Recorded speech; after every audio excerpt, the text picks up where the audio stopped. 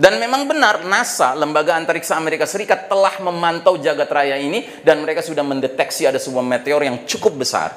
Mereka kalkulasi gerak arahnya, kecepatannya, ukurannya berapa. Mereka berkesimpulan meteor ini bakal melintasi langit bumi kita tahun 2029. Ya itu kalau nggak meleset lebih cepat, ya bisa jadi lebih cepat. Gitu, ya. Yang jelas 2029 ini akan datang meteor yang mereka kasih nama mengerikan Pak namanya. Namanya Apophis, ini bahasa Latin. Bismillahirrahmanirrahim. Nah jadi saudara sekalian rahimakumullah, babak ketiga berhitung waktu itu populasinya itu kelasnya kelas puluhan ribu. Kalau pakai kelas hari ini 40-an ribu itu negara, provinsi, kota apa desa? Desa. Ini sekarang udah 4 juta Pak. 4 juta kan kota. Kira-kira kalau dulu aja yang puluhan ribu diazab sama Allah begitu rupa, kira-kira yang sekarang pantas nggak diazab? Mungkin nunggu kali ya, ada negeri muslim yang akhirnya ikut-ikutan melegalkan LGBT. Kita nggak tahu negeri muslim mana tuh yang pantasnya begitu. Tapi dengar-dengar sih ada sebuah negeri muslim katanya baru-baru ini nangkep 144 pemuda laki-laki semua, ya kan, ikut pesta LGBT, semalam ditahan, habis itu dibebaskan. Nggak tahu tuh negeri muslim mana tuh yang kayak gitu. Jangan-jangan itu calon, itu kandidat. Ya kan? Kalau itu terjadi Pak, sudahlah. Mungkin Allah segera mendatangkan Ad-Dukhan ini. Pertanyaan sekarang, Ad-Dukhan ini disebabkan oleh apa? Mari kita lihat surat Ad-Dukhan kembali ayat 16. Yawma nabtshul batshatal kubra inna muntaqimun. Ingatlah hari ketika kami menghantam mereka dengan hantaman yang keras, sesungguhnya kami adalah pemberi balasan. Hantaman dari mana? Dari langit. Wa iyyaru kisfan minas sama'i saqitan yaqulu sahabum markum. Jika mereka melihat bongkahan-bongkahan batu berjatuhan dari langit, maka mereka akan mengatakan itu adalah awan yang bertindih-tindih. Kalau kita yang hidup di era sains modern, teknologi canggih babak keempat ini ditanya bongkahan batu jatuh dari langit, namanya apa? Meteor. Subhanallah ya. Anda bukan generasi para sahabat ya. Para sahabat ditanya bongkahan batu jatuh dari langit nggak bisa nyebut. Kita tahu Pak. Dan memang benar, NASA, lembaga antariksa Amerika Serikat, telah memantau jagat raya ini dan mereka sudah mendeteksi ada sebuah meteor yang cukup besar. Mereka kalkulasi gerak arahnya, kecepatannya, ukurannya berapa. Mereka berkesimpulan meteor ini bakal melintasi langit bumi kita tahun 2029. Ya itu kalau nggak meleset lebih cepat, ya bisa jadi lebih cepat. Gitu, ya. Yang jelas 2029 ini akan datang meteor yang mereka kasih nama mengerikan Pak namanya. Namanya Apophis, ini bahasa Latin. Bahasa Inggrisnya The Destroyer. Karena menurut perkiraan mereka, kalau Apophis masuk, ya kan, ke dalam atmosfer langit kita ini, lalu masuk ke areal yang disebut keyhole, lubang kunci, pasti nabrak planet bumi. Dan itu akan menimbulkan disaster, bencana besar. Gitu. Dan mereka sudah perkirakan Pak, ukuran dari meteor ini begitu besar sehingga kalau dia nabrak atmosfer dia akan pecah karena atmosfer fungsinya sebagai perisai kan, pelindung kan. Tapi walaupun pecah akan ada bongkahan besarnya Pak yang ukurannya menurut perkiraan mereka diameter batunya itu minimal 2 km. Diameter batunya 2 km Pak. Lari kencang dengan kecepatan minimal 60.000 km per jam. Yang artinya apa? Begitu dia nabrak daratan, dia pasti menimbulkan ledakan yang besar. Dan ledakan itu sudah mereka perhitungkan, kekuatannya 100.000 kali lipat daripada bom atom yang pernah jatuh di Jepang, di Hiroshima atau Nagasaki. Dan kita tahu Pak, kalau bom atom, bom nuklir diledakkan, itu kan muncul dukhan, kan, kabut berbentuk cendawan, ya kan? Ini pun demikian, cuma bedanya cendawannya nggak kenal berhenti Pak, terus meluas sampai menyelimuti planet bumi kita ini. Itulah ad-dukhan. Dan mereka sudah bikin ilustrasinya, ya. Dan sebagian ilustrasi ini ya, dibuat oleh Hollywood karena Hollywood senang bikin film-film yang sumber inspirasinya dari Quran dan Sunnah tanpa mau menyebut sumbernya dari mana. They just want to make money, they just want to entertain. Buat kita ini sarana tafakur, ya, mari kita lihat, ya. Dan menurut teorinya Pak, kalau batu itu jatuh di satu wilayah 200 km radius tempat jatuhnya batu itu, semua orang jadi karbon Pak, mati Pak. Jadi na'udzubillah kalau jatuhnya di Jakarta, penduduk Bogor selamat nggak? Loh kok ketawa? Jakarta Bogor berapa kilo? 60. Ya nggak selamat. Penduduk Bandung? Nggak selamat. Nah lihat nih, begitu dia hantam daratan, timbullah ya kabut berbentuk dukhan, berbentuk apa? Cendawan. Ya. Tapi terus meluas. Ya.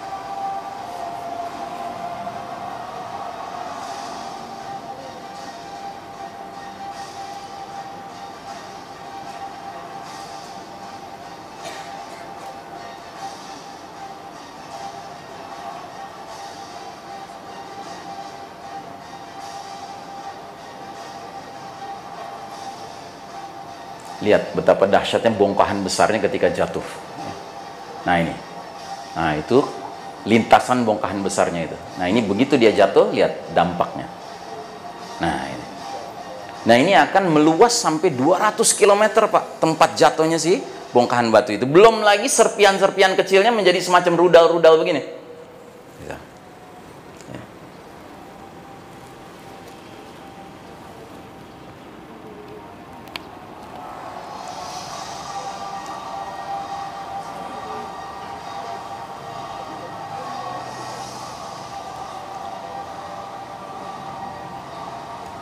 Baik, cukup ya.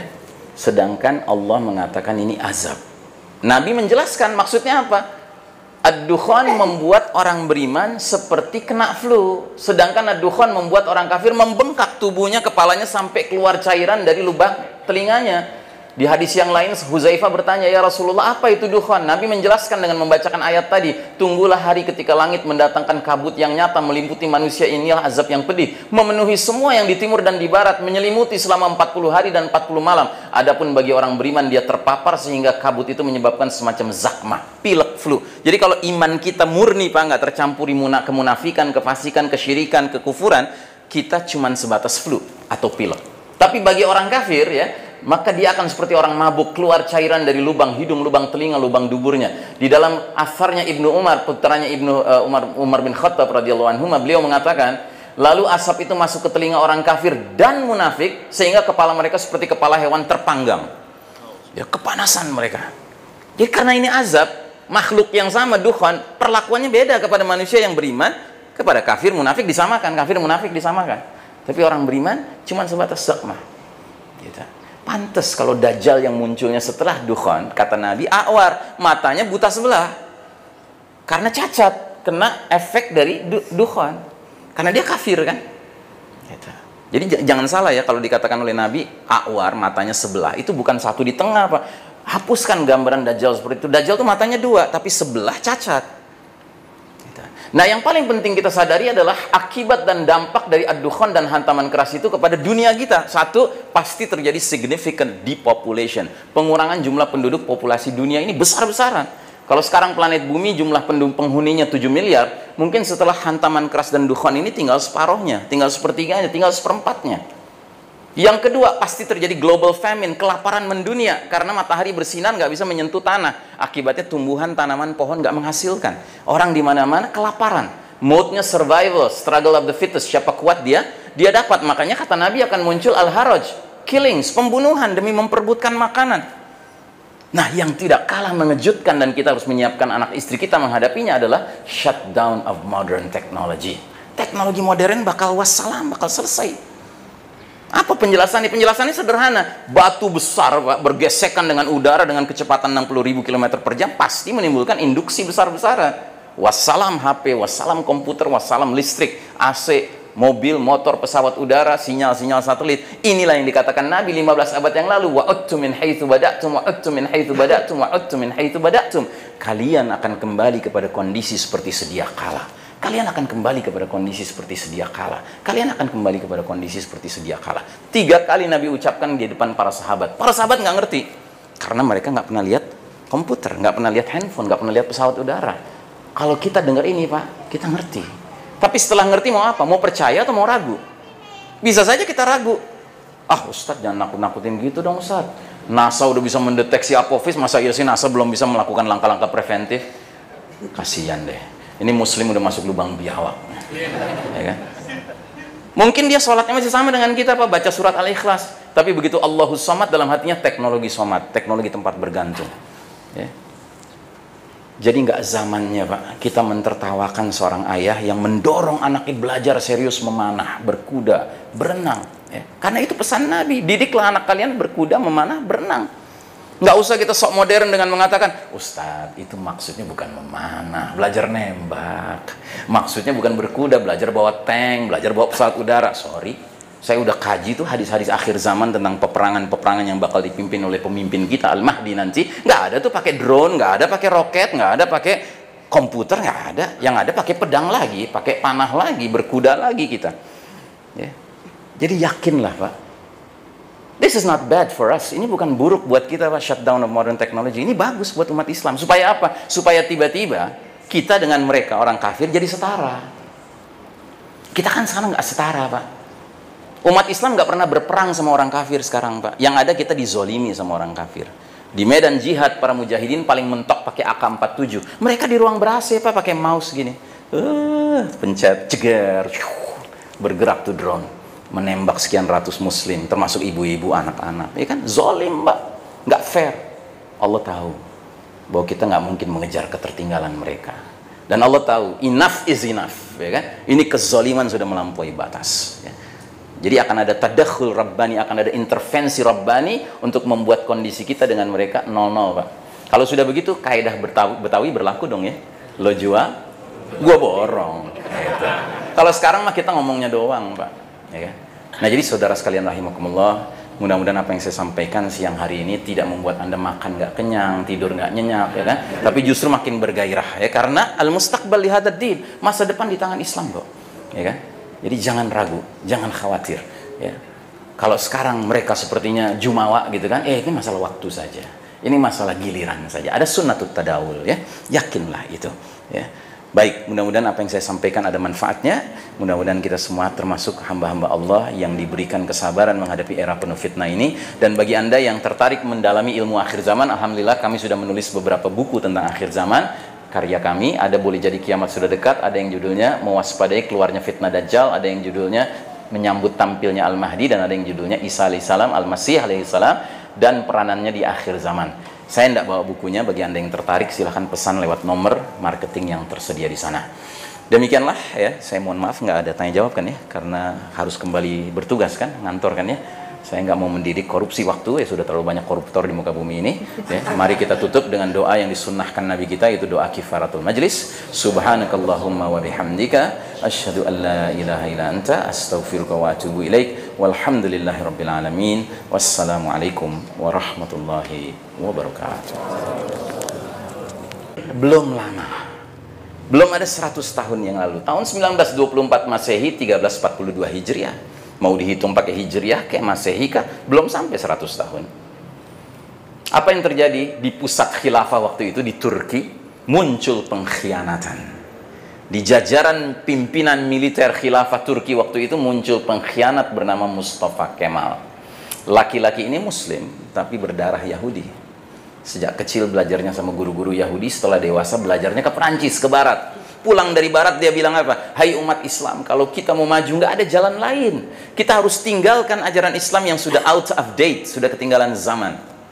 Jalan menuju kemajuan cuma satu, kata dia. Kita harus mengikuti kebiasaan cara hidup bangsa-bangsa yang sudah maju lebih dahulu. Yang dia maksud tidak lain adalah Barat Eropa kafir. Karenanya si Mustafa ini mengeluarkan keputusan fundamental menyesatkannya. Apa itu? Pembubaran sistem bermasyarakat bernegara umat Islam yang namanya khilafah, yang sudah berlangsung sejak Khalifah Abu Bakar pertama kali menjadi khalifah sampai tahun 1924, 13 abad lebih, ya, untuk kemudian diganti dengan negara modern sekuler berfaham nasionalisme Turki. Dan karena ini terjadi di jantung kepemimpinan umat di khilafah waktu itu, ibarat kereta api lokomotifnya pindah rel. Kalau lokomotif pindah rel, Pak, gerbong di belakang ikut pindah rel atau nyelonong ke rel yang lain? Hah? Ya ikutlah di belakangnya. Tanpa kecuali negeri yang kita cintai karena Allah bernama Nusantara ini. Masuklah kita ke babak keempat. Babak yang kata Nabi adalah babak mulkan jabarian. Apa artinya mulkan jabarian? Para penguasa yang memaksakan kehendak mereka, mengabaikan kehendak Allah dan Rasulnya. Itu pada skala negeri-negeri kaum muslimin. Pada skala dunianya, Pak, terjadi peristiwa yang lebih dahsyat lagi. Apa itu? Allah takdirkan ramalan Nabi 15 abad yang lalu menjadi kenyataan. Ramalan apa? Ramalan hadis lubang biawak. Nabi pernah meramalkan, لَتَتَّبِعُنَّ سُنَنَ الَّذِينَ مِنْ قَبْلِكُمْ شِبْرًا بِشِبْرٍ وَذِرَاعًا بِذِرَاعٍ حَتَّى لَوْ دَخَلُوا فِي جُحْرِ دَبٍّ لَاتَّبَعْتُمُوهُمْ. Sungguh kalian umat Islam kelak nanti di akhir zaman bakal mengikuti kebiasaan cara hidup bangsa-bangsa umat-umat sebelum kalian, sejengkal demi sejengkal, sehasta demi sehasta, sehingga sekiranya mereka masuk lubang biawak sekalipun, kalian terus mengikuti mereka.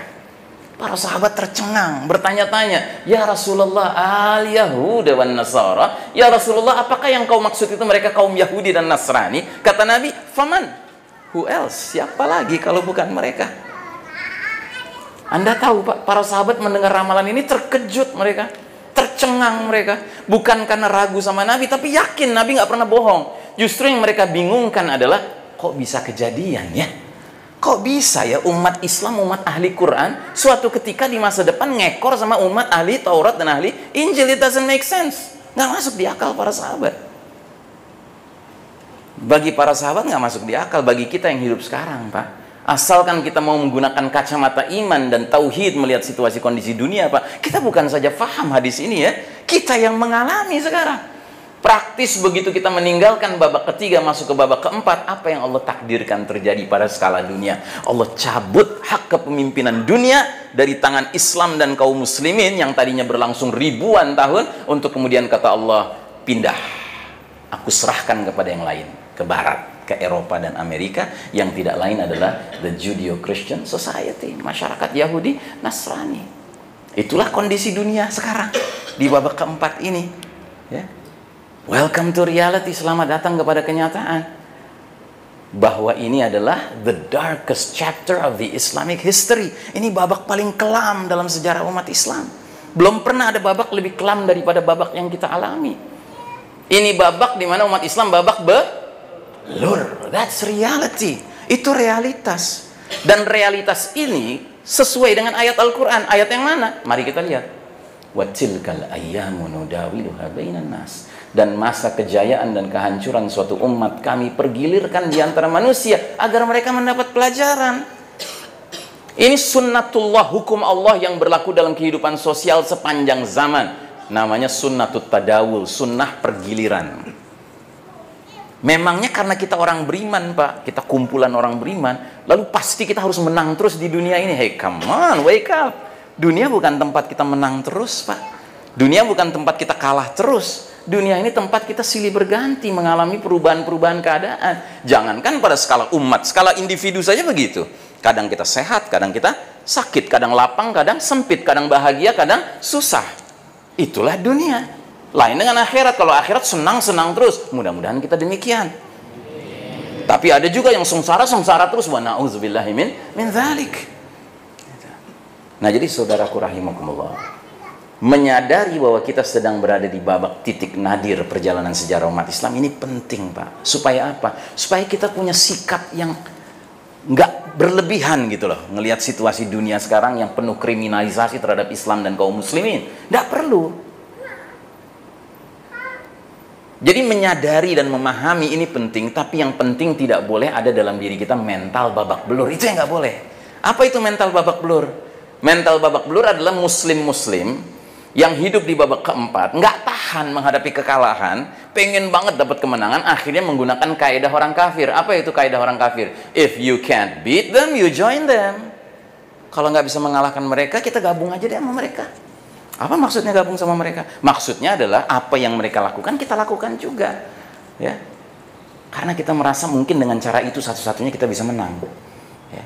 Jadi kalau mereka pakai ekonomi ribawi, kita pakai riba juga deh. Kalau mereka pakai politik Machiavelli, tujuan menghalalkan segala cara, kita juga politik mesti begitu dong. Kalau mereka pakai ideologi sekularisme, pemisahan urusan agama dari kehidupan bernegara, kehidupan sehari-hari, ya kita juga harus begitu. Ini orang-orang muslim yang sudah babak belur. Dan di babak keempat ini, ya, mencari seorang mengaku muslim ke barat-baratan, ke Yahudi-Yahudian, ke Nasrani-Nasraninya, sulit apa gampang? Gampang. Saking gampangnya kita kadang-kadang harus waspada Pak. Pas kita lagi sisiran depan kaca, jangan-jangan dia termasuk. Gitu. Serius.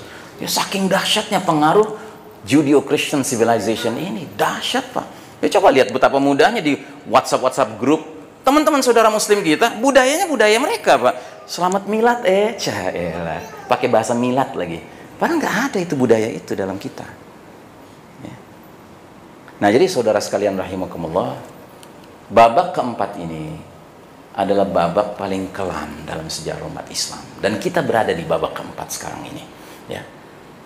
Tapi sadarilah, kita membaca hadis kan nggak boleh sepotong-sepotong, harus sampai selesai dong Dan alhamdulillah kalau kita baca hadisnya sampai lengkap, Nabi mengatakan babak keempat ini nasibnya akan sama dengan babak ketiga, kedua, dan pertama, yaitu apa? Berlangsung selama masa yang Allah kehendaki, kemudian ketika Allah berkehendak, babak keempat ini pun akan berlalu. Terus datang babak terakhir, babak kelima. Apa itu babak kelima? Tsumma takunu khilafatan ala minhajin nubuwah, tsumma sakata. Kemudian datanglah babak kelima, babak kekhalifahan yang mengikuti metode kenabian dalam kepemimpinannya. Tsumma sakata, lalu Nabi diam. Para ahli hadis mengatakan lalu Nabi diam mengisyaratkan sampai disitulah umur umat Islam. Jadi umur umat Islam akhir ujungnya nanti husnul khatimah apa su'ul khatimah? Husnul khatimah, Masya Allah. Berjaya kembali kita. Ingat ya, yang ngomong ini bukan Nostradamus. Yang ngomong begini bukan dukun, bukan paranormal. Ini Nabi Muhammad SAW yang berbicara. Yang Al-Quran mengabadikan dengan kalimat ma yantiqu anil hawa in huwa illa wahyun yuha. Apapun yang diucapkan Muhammad SAW bukan produk hawa nafsunya. Semua yang dia ucapkan adalah bimbingan dari Allah Ta'ala. Ya, jadi kalau kita sekarang nggak ngelihat ciri-ciri kelihatannya bakal muncul nih khilafah ala minhajin nubuwah, ya mata kita aja belum nyampe gitu. Tapi sesungguhnya it's a matter of time, masalah waktu saja. Dan yang harus kita ingat adalah mustahil kita berpindah dari babak keempat penuh kezaliman ini menuju babak kelima penuh keadilan nanti seperti jalan-jalan di taman bunga. Mustahil. Sambil nyanyi-nyanyi gitar-gitar. Mustahil. Nggak mungkin. Karena rumus Islam nggak seperti itu untuk meraih kejayaan. Kita tahu rumusnya diantaranya sederhana sekali, kita sudah sering dengar ayatnya, mungkin kita hafal. Inna ma'al usri yusran. Inna ma'al usri yusran. Kan 2 kali sampai Allah tegaskan. Sesungguhnya bersama kesulitan ada kemudahan. Bersama kesulitan ada kemudahan. Jadi artinya apa? Perpindahan kita dari babak keempat ke babak kelima, mau tidak mau kita harus melewati masa transisi penuh ujian. Termasuk kita akan diiringi dengan munculnya asyra ayat. 10 tanda-tanda besar akan mengiringi perpindahan kita dari babak keempat ke babak kelima. Lah Ustadz tadi udah bilang tanda-tanda besar yang 10 itu munculnya kalau kiamat udah dekat. Emangnya masih jauh? Emangnya masih jauh? Gitu. Sekali lagi saya ingatkan, perjalanan umat ini cuma 5 babak, kita sudah di babak keempat. Emangnya kalau di babak keempat kita datang ke sebuah bioskop menonton film yang 5 babak, kita masih mengatakan, wah masih lama nih film nih. Atau sebaliknya, ya udah babak keempat, udah hampir kelar nih film. Emang sih begitu duduk lagi nonton babak keempat, jagoannya lagi kalah, ya kan? Gitu, biasanya mengerikan sekali situasinya kan. Begitu babak kelima masuk, menang kan jagoannya. Begitu menang, the end, Pak. Nggak lama-lama lagi. Gitu. Iya kan? Nggak diceritakan jagoannya berkeluarga, punya keturunan, punya cucu. Nggak perlu. Ya kan? Sutradara hanya ingin bikin senang penonton kan. Itu janji dari sebaik-baiknya sutradara Allah Subhanahu wa taala. Liyuzhirahu 'ala dini kulli. Allah akan menangkan agama ini atas segenap agama lainnya. Nah, jadi saudaraku rahimakumullah, 10 tanda besar itu dijelaskan dalam satu hadis riwayat Muslim, sahih hadisnya. Saya bacakan cepat saja. Sesungguhnya kiamat tidak akan terjadi sampai kalian melihat 10 tanda. Ad-dukhan, kabut asap, ad-dajjal, ad-dabbah, binatang melata keluar dari perut bumi. Ya, dalam satu riwayat dikatakan di dekat Masjidil Haram di Bukit Sofa. Matahari terbit dari tempat terbenamnya. Turunnya Isa ibnu Maryam alaihissalam. Ya'juj wa ma'juj. Lalu thalathata khusufin, 3 pembenahan bumi. Khasfun bil masyriq, 1 pembenaman di timur. Khasfun bil maghrib, 1 pembenaman di barat. Dan khasfun bi jaziratil Arab, 1 pembenaman di jazirah Arab, di semenanjung Arab. Lalu yang terakhir, narun takhruju minal yamani tatrudun nas ila mahsyarihim. Api keluar dari Yaman menggiring manusia ke tempat berkumpul untuk mengalami kiamat. Para ulama cuman sepakat dengan yang nomor 10 dalam hal urutannya. Jadi mereka mengatakan nomor 10 itu urutan paling akhir. Karenanya nomor 10 tidak akan dialami oleh orang-orang beriman. Sebelum nomor 10 muncul, akan ada angin lembut mencabut ruh orang-orang beriman. Sehingga nanti yang mengalami nomor 10 hanya syirarin nas. Manusia yang paling jahat. Orang kafir 24 karat. Melakukan aneka kemungkaran sampai melampaui batas. Akhirnya mereka pantas mengalami kiamat.